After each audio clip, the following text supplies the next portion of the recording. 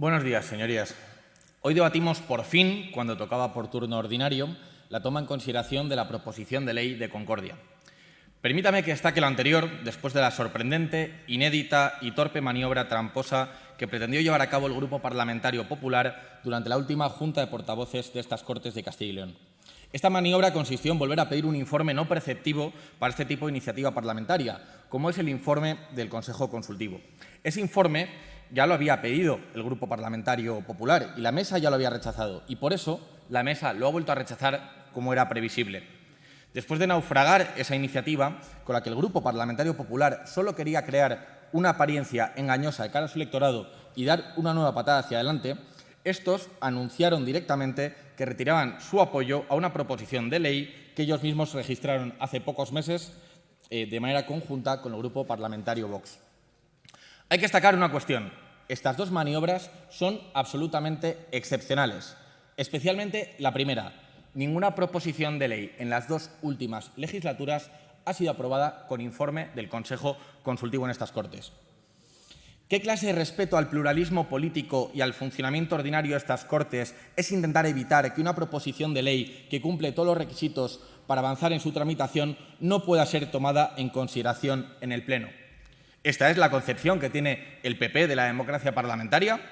El parecido con el PSOE de Pedro Sánchez es cada día más lamentable. Pero en cualquier caso, ¿es razonable dudar de la legalidad o la constitucionalidad de una proposición de ley que lo que hace es ampliar los derechos de las víctimas y que propone la concordia? De ser así, ¿qué parte de la ley genera dudas al Grupo Parlamentario Popular? Y si de verdad les genera dudas, ¿por qué registraron la ley con su redacción actual? ¿Por qué firmaron la proposición de ley? ¿Por qué la registraron con nosotros? ¿Por qué la han estado defendiendo hasta antes de ayer? ¿Será porque la propia Junta de Castilla y León acordó formalmente el 25 de abril, previa deliberación del Consejo de Gobierno, manifestar su criterio favorable, alegando que se mantienen e incrementan los derechos de las víctimas? ¿Por qué el señor González Gago, actual consejero de Presidencia y anterior jefe de los servicios jurídicos de la Junta de Castilla y León, que culminó la negociación de la proposición de ley por la parte del Partido Popular, no puso ninguna objeción? ¿Por falta de diligencia? ¿O porque realmente no hay ninguna duda jurídica seria sobre la constitucionalidad de la proposición de ley? La verdad es que el cambio de postura del Partido Popular en esta materia es incomprensible, aunque faltaría la verdad si dijera que nos ha pillado por sorpresa. El PP es así, estos son sus principios y si no les convienen, aquí tienen otros. Serán ellos los que tengan que dar las correspondientes explicaciones a sus votantes sobre las razones para desmarcarse de una ley justa y necesaria pactada por PP y Vox después de una intensa negociación entre ambas formaciones políticas. Aprovecho para hacer un recordatorio, bastante obvio por otra parte, a todos los miembros del Gobierno regional y de paso a todas sus terminales mediáticas del Partido Popular que repiten como loritos los argumentarios pobres que les hacen llegar. En Castilla y León gobiernan ustedes en solitario, además en minoría.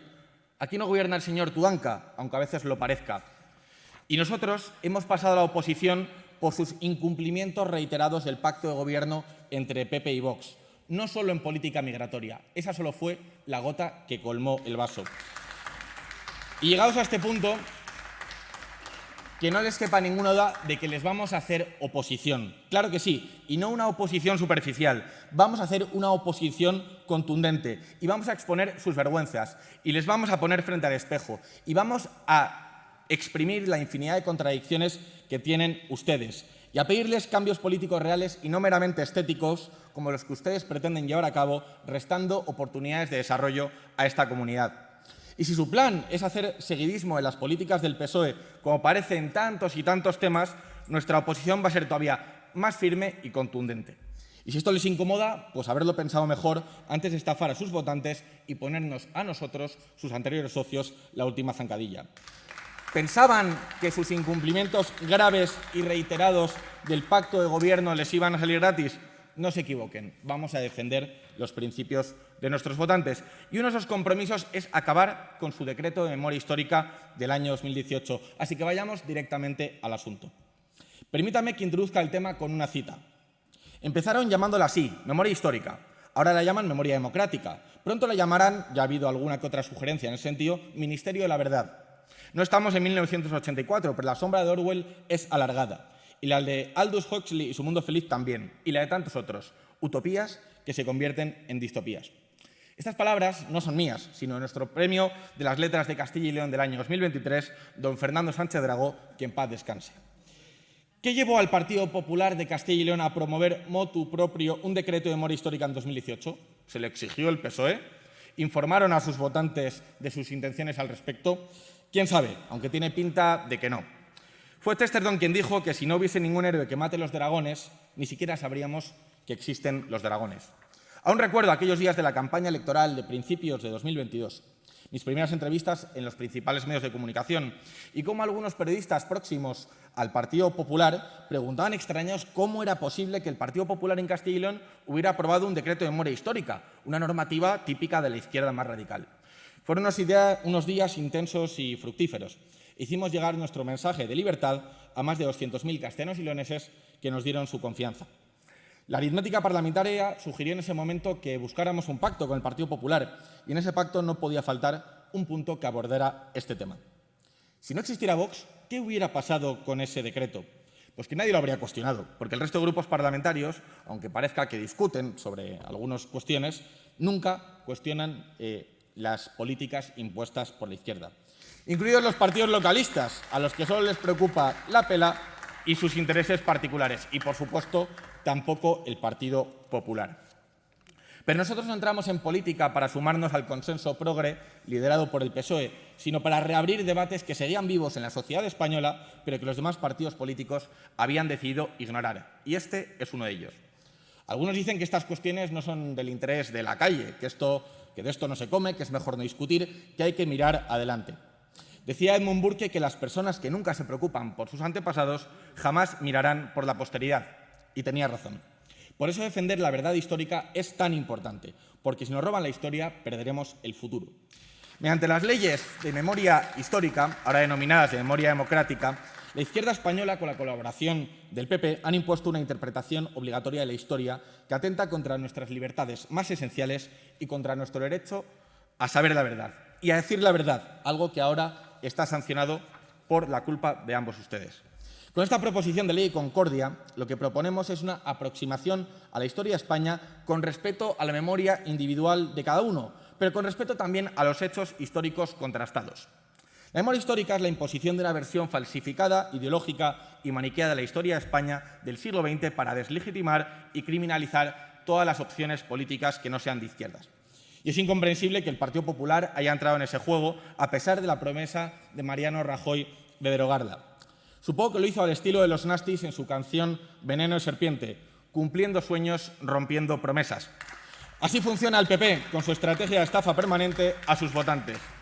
Promete lo que sus votantes quieren que se haga sin ninguna intención de cumplir lo prometido para cumplir su único objetivo, que es alcanzar el poder a cualquier precio. Por suerte, no somos como ellos, y así lo hemos demostrado el pasado mes de julio, saliendo voluntariamente de los gobiernos regionales tras los múltiples incumplimientos del PP. El relativo a la memoria histórica es solo el último de ellos, aunque también, permítame que lo diga, uno de los más graves. La política de revanchismo histórico ha dinamitado la senda de reconciliación que iniciaron las generaciones pasadas.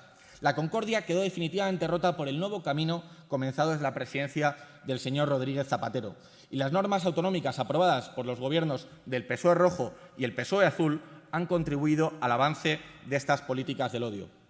30 años después de la muerte de Franco, el franquismo empezó a estar más presente que nunca en los medios de comunicación. De repente, los españoles empezaron a recibir propaganda tratando a los gobernantes de la Segunda República como unos demócratas ejemplares y a quienes se rebelaron contra ella como unos malvados fascistas sin distinción. Había interés en despertar viejos rencores y demonizar al franquismo y todo lo que lo rodeó. Y hemos acabado castigando cualquier opinión favorable del régimen anterior a 1978 bajo la etiqueta de apología del franquismo. Una auténtica locura adanista y totalitaria que rompe con la continuidad histórica de España como nación y que desde el grupo parlamentario Vox estamos comprometidos a combatir. Lo haremos por amor a España, a la verdad y a la libertad, no por odio a nadie. Y lo haremos para recuperar el abrazo de la transición, el espíritu de concordia que presidió ese momento tan trascendental y en sentido homenaje de tantos españoles que han dedicado una parte de su vida a defender la verdad sobre ese periodo de nuestra historia reciente. Me gustaría recordar en especial a don José Ignacio Nicolás Correa, doctor honoris causa por la Universidad de Burgos, que dedicó horas y horas a esta importante tarea hasta el último aliento con su triste fallecimiento el pasado 16 de mayo. En la contraportada del libro que dedicó a esta cuestión indicó lo siguiente: mi más sincera y mayor ambición es desmontar la falacia generalmente aceptada en estos tiempos, según la cual, durante la Segunda República, España gozaba de un régimen democrático normalizado hasta que todo se vino abajo porque unos militares fascistas, sin razones suficientes, se alzaron y llevaron al país a la guerra civil y a 40 años de dictadura. Apreciado y admirado José Ignacio, has de saber que los jóvenes recogemos la antorcha y mantenemos viva la llama y el deseo de conocer la verdad histórica de aquella época. Lo haremos para que se conozca qué pasó durante la Segunda República.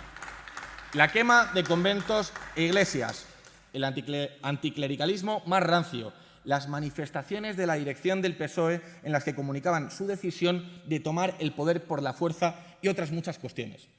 La juventud española merece saber que en octubre de 1934 el PSOE, junto con otras organizaciones de izquierdas, lanzó una huelga general en Madrid, asaltó por unas horas Barcelona y Vizcaya y en Asturias impulsó una insurrección popular violenta, que los socialistas asturianos asaltaron y arrasaron los cuarteles de la Guardia Civil, tomaron la cuenca minera, ocuparon las fábricas de armas y se apoderaron de la ciudad de Oviedo, quemando incluso su biblioteca, que el Gobierno de la República tuvo que declarar el estado de guerra para sofocar la violencia, que hubo 9 días de combates inducidos por los socialistas Francisco Largo Caballero e Indalecio Prieto.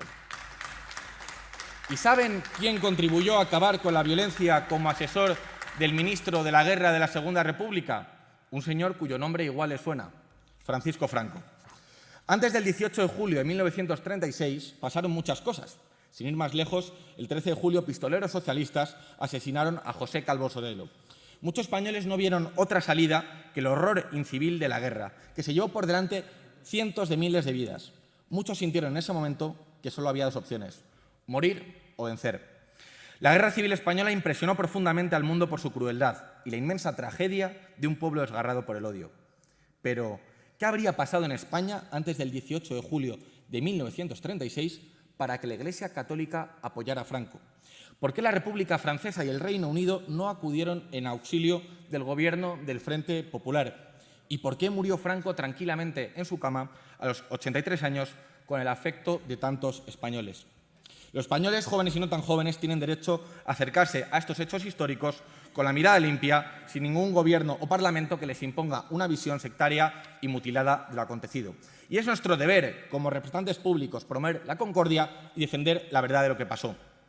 En el segundo aniversario del estallido de la Guerra Civil, el presidente de la República, Manuel Azaña, pronunció las siguientes palabras que merece la pena recordar: y cuando la antorcha pase a otras manos, a otros hombres, a otras generaciones, que se acordarán si alguna vez sienten que les hierve la sangre iracunda y otra vez el genio español vuelve a enfurecerse con la intolerancia y con el odio y con el apetito de la destrucción, que piensen en los muertos y que escuchen su lección. Las de esos hombres que han caído embravecidos en la batalla, luchando magnánimamente por un ideal grandioso y que ahora, abrigados en la tierra materna, ya no tienen odio, ya no tienen rencor. Y nos envían con los destellos de su luz tranquila y remota, como la de una estrella, el mensaje de la patria eterna que dice a todos sus hijos: paz, piedad y perdón.